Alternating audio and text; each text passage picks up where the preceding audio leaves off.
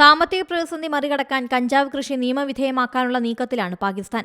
ഔഷധ ആവശ്യങ്ങൾക്കായി കഞ്ചാവ് ഉപയോഗിക്കുന്നതാണ് നിയമവിധേയമാക്കുന്നത്. കഞ്ചാവ് ഉൽപ്പന്നങ്ങൾ കയറ്റുമതി ചെയ്തേക്കുമെന്നും റിപ്പോർട്ടുണ്ട്. ഇതുമായി ബന്ധപ്പെട്ട് കഴിഞ്ഞ ഫെബ്രുവരിയിൽ പാകിസ്ഥാൻ സർക്കാർ ഒരു ഓർഡിനൻസ് പാസാക്കിയിരുന്നു.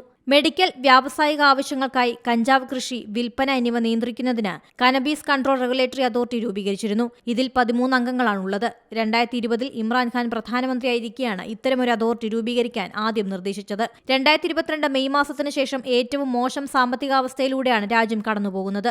ഏഷ്യൻ ഡെവലപ്മെന്റ് ബാങ്കിന്റെ കണക്കനുസരിച്ച് പാകിസ്ഥാനിലെ പണപ്പെരുപ്പ നിരക്ക് 25% ഉയർന്നിട്ടുണ്ട്.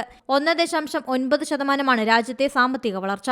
ഉത്കണ്ഠ, വിഷാദം, വിട്ടുമാറാത്ത വേദന എന്നിവയ്ക്കൊക്കെ കഞ്ചാവ് നിർദ്ദേശിക്കപ്പെടുന്നു. കഞ്ചാവ് ദുരുപയോഗപ്പെടാൻ സാധ്യത കൂടുതലാണ്. വിനോദ ആവശ്യങ്ങൾക്കായി കഞ്ചാവ് വാങ്ങുന്നവരിൽ നിന്ന് വൻതുക പിഴ ഈടാക്കാനാണ് അധികൃതരുടെ തീരുമാനമെന്നും റിപ്പോർട്ടുണ്ട്. International desk, Zee Malayalam news. പുതിയ വാർത്തകളും വിശേഷങ്ങളും ഇനി വിരൽ തുമ്പിൽ. എല്ലാ ഡിജിറ്റൽ പ്ലാറ്റ്ഫോമുകളിലും ഇപ്പോൾ സീ മലയാളം ന്യൂസ് ലഭ്യം.